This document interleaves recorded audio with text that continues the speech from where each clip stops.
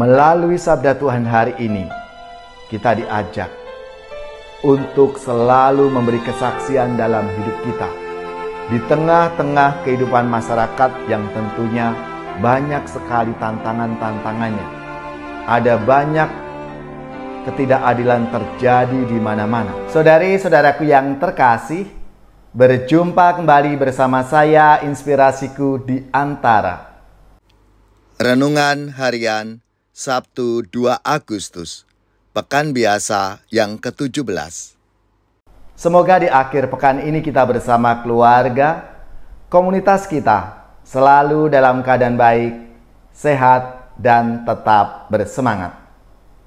Marilah kita bersama-sama mengawali renungan kita hari ini dengan tanda kemenangan Kristus. Dalam nama Bapa dan Putra dan Roh Kudus. Amin. Allah Bapa yang Maha Rahim, Engkau mengutus Nabi Yeremia untuk mempertobatkan Israel. Berilah kami kerendahan hati untuk menerima teguran-Mu, agar dapat hidup seturut sabda dan teladan Putra-Mu. Sebab Dialah Tuhan pengantara kami, yang bersama dengan Dikau dalam persatuan Roh Kudus, hidup dan berkuasa, Allah sepanjang segala masa. Amin. Dalam nama Bapa dan Putra dan Roh Kudus. Amin. Inspirasi kita hari ini dari Injil Suci menurut Matius, bab 14 ayat 1 sampai 12. Marilah kita siapkan kitab suci kita masing-masing. Kita akan membaca bersama-sama dan merenungkannya. Sekali peristiwa, sampailah berita tentang Yesus kepada Herodes, raja wilayah. Maka ia berkata kepada pegawai-pegawainya, "Inilah Yohanes Pembaptis. Ia sudah bangkit dari antara orang mati, dan itulah sebabnya kuasa-kuasa itu bekerja di dalamnya." Sebab memang Herodes telah menyuruh menangkap Yohanes, membelenggu dan memenjarakannya, berhubung dengan peristiwa Herodias, istri Filipus saudaranya. Sebab Yohanes pernah menegur Herodes, "Tidak halal engkau mengambil Herodias." Herodes ingin membunuhnya, tetapi ia takut kepada orang banyak yang memandang Yohanes sebagai nabi. Tetapi pada hari ulang tahun Herodes, menarilah putri Herodias di tengah-tengah mereka dan menyenangkan hati Herodes. Sehingga Herodes bersumpah akan memberikan kepadanya apa saja yang dimintanya. Maka setelah dihasut oleh ibunya, putri itu berkata, "Berikanlah kepadaku di sini kepala Yohanes Pembaptis di sebuah talam." Lalu sedihlah hati raja. Tetapi karena sumpahnya dan karena tamu-tamunya, diperintahkannya juga untuk memberikannya. Disuruhnya orang memenggal kepala Yohanes di penjara dan membawanya di sebuah talam, lalu diberikan kepada putri Herodias, dan putri Herodias membawanya kepada ibunya. Kemudian datanglah murid-murid Yohanes Pembaptis, mengambil jenazah itu dan menguburkannya. Lalu pergilah mereka memberitahu Yesus. Demikianlah sabda Tuhan. Terpujilah Kristus. Saudari-saudaraku yang terkasih, dalam kisah sabda Tuhan hari ini, kisah tentang kemartiran Yohanes Pembaptis. Ada beberapa hal yang bisa kita refleksikan bersama. Yang pertama, konspirasi ketidakadilan. Kerap kali ketidakadilan muncul bukan sebagai sebuah fakta tunggal. Ketidakadilan muncul karena kepentingan dan kekuasaan mendapatkan prioritas yang lebih tinggi daripada nilai kebenaran dan martabat hidup manusia.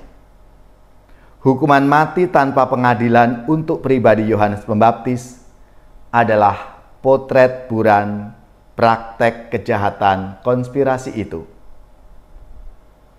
Yang kedua yang bisa kita pelajari dan kita renungkan dalam sabda Tuhan hari ini adalah suara kebenaran.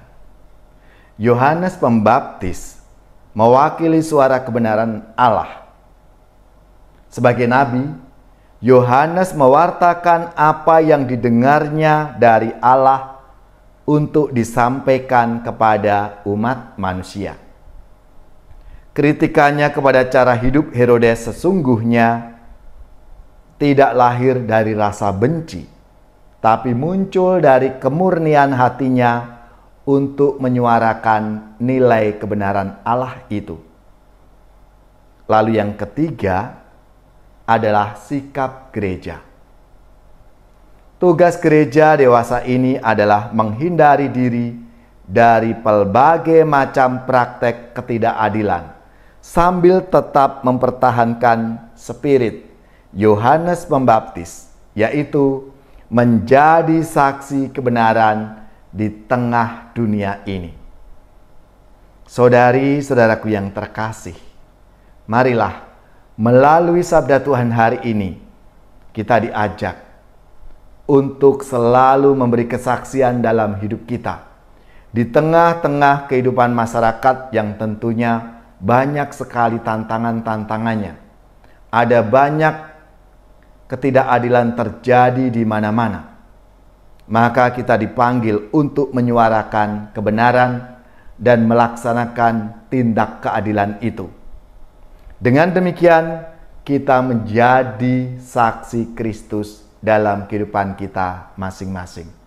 Marilah kita mulai sikap spirit Yohanes Pembaptis, sikap kenabian ini dari keluarga-keluarga kita, di tengah-tengah komunitas, dan di tempat kita bekerja maupun kita berkarya.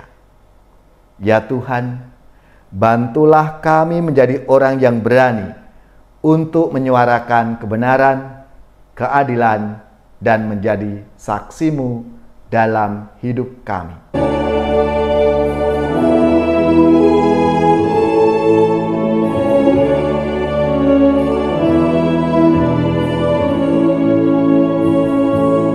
Aku mengasihi Tuhan, Dia sumber kekuatan.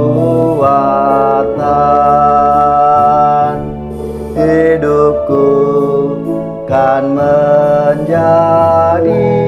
aman dalam lindungannya. Kala musuh menyerbu, merebut harta milikku, dilepaskan panahnya, diserahkanlah mereka. Aku mengasihi Tuhan, Dia sumber kekuatan. Hidupku kan menjadi aman dalam lindungannya. Dari kaum pendengki yang jahat berhati kecil, aku dibebaskannya selama dalam tangannya.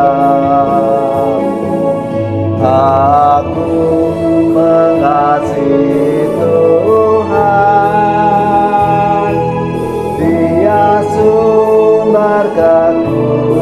kekuatan. Hidupku kan menjadi aman dalam lindungannya.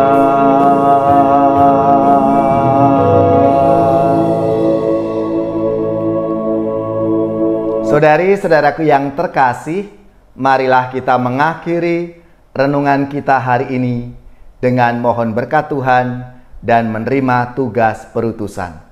Mari kita siapkan hati kita. Semoga saudari-saudara sekalian, keluarga-keluarga dan komunitas kita, orang-orang yang kita doakan, mereka yang sakit, yang menderita, seluruh tugas, belajar, pekerjaan, usaha, serta karya pelayanan kita dibimbing, dilindungi dan diberkati oleh Allah yang Maha Kuasa, Bapa dan Putra dan Roh Kudus. Amin.